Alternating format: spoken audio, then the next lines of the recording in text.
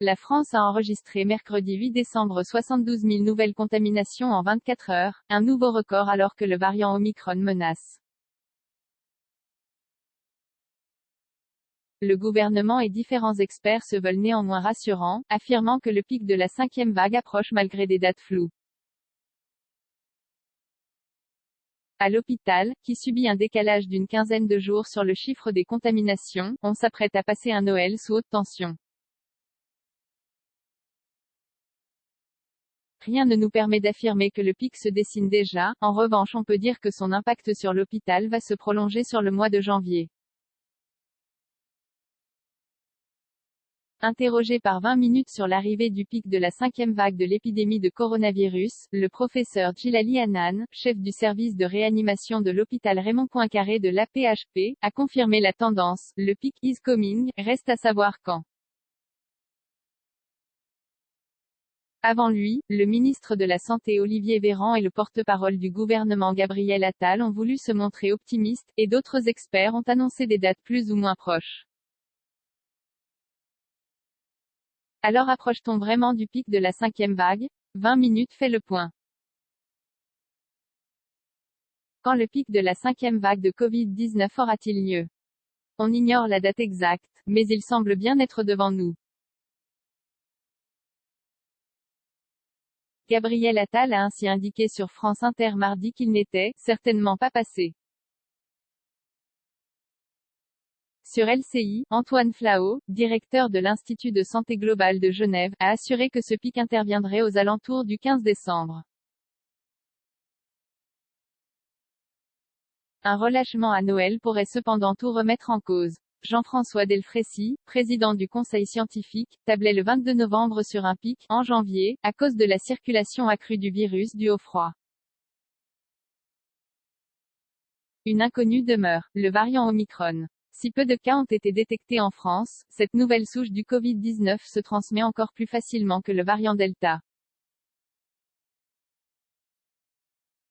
Au point de faire pencher Djilali Hannan pour un scénario bien désagréable, un plateau épidémique jusqu'au printemps, semblable à ce qui avait été observé l'hiver dernier.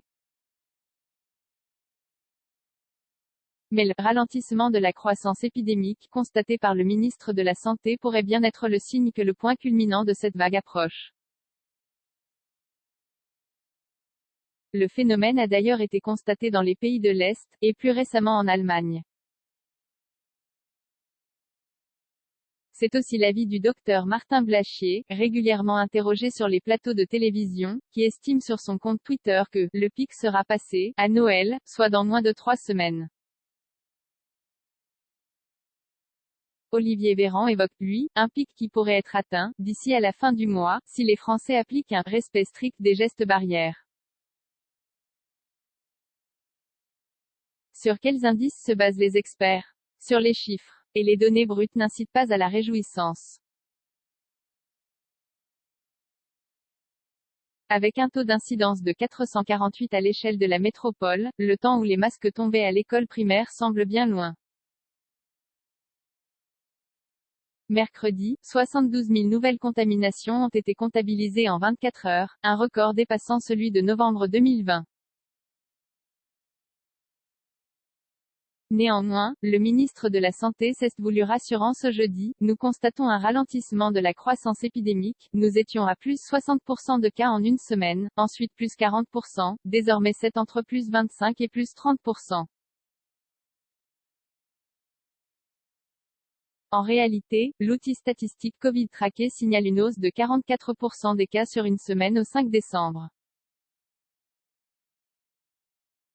Et si la courbe semble se faire plus douce, elle ne présage pourtant en rien une diminution à venir, il y a toujours plus de nouveaux contaminés. Le R0, qui indique combien de personnes sont contaminées par un malade, est de 1,48, ce que Covid Tracké qualifie de élevé et en baisse.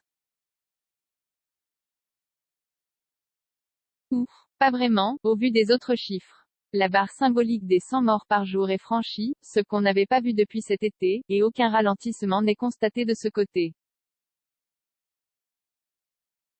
À l'hôpital d'ailleurs, les cas Covid-19 occupent en moyenne 40% des lits en réanimation en Île-de-France, et 70% dans mon service, se désole le professeur Djilali Hannan. Justement, qu'en est-il du pic hospitalier? Région après région, les plans blancs sont déclenchés dans les hôpitaux. Le plan blanc sera d'ailleurs probablement national d'ici à quelques jours, a relevé Olivier Véran. Une mesure pas anodine, souligne Djilali Hannan, car elle est néfaste pour les personnes dont on retarde les opérations, et pour le personnel. Selon lui, l'enjeu n'est même pas de relâcher la pression sur l'hôpital, mais d'empêcher qu'elle s'aggrave. Quand j'arrive le matin, mon principal souci est d'avoir assez de personnel pour les 24 heures qui viennent, s'alarme-t-il, alors que 14% des lits de son service sont déjà fermés par manque de soignants disponibles. Pic épidémique dès le 15 décembre ou non, la 5e vague va donc frapper de plein fouet l'hôpital pendant les fêtes, en raison de la période d'incubation puis de symptômes légers avant une hospitalisation, qui cause un décalage de 15 jours entre vague épidémique et vague hospitalière, explique le médecin.